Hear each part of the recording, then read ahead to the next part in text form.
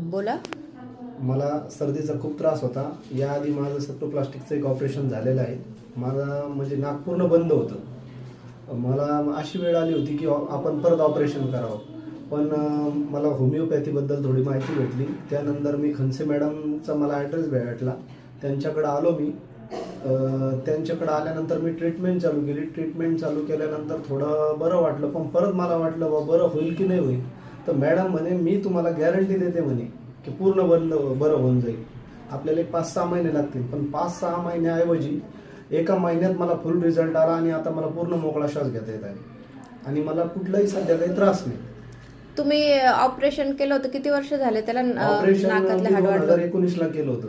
हा, तर तुम्ही ज्यावेळेस ऑपरेशन केलं त्यावेळेस तुम्हाला किती बरं वाटलं आणि हे आपल्या नुसत्या औषधाने किती बरं वाटलं? ऑपरेशन केल्यानंतर 1 महिन्याने रिझल्ट येतो, पण एवढं काही बरं वाटत नाही. पण औषधाने एकदम म्हणजे चांगलं फील झालं. आणि ऑपरेशनचा खूप त्रास आहे, सर्जरीचा त्रास आहे.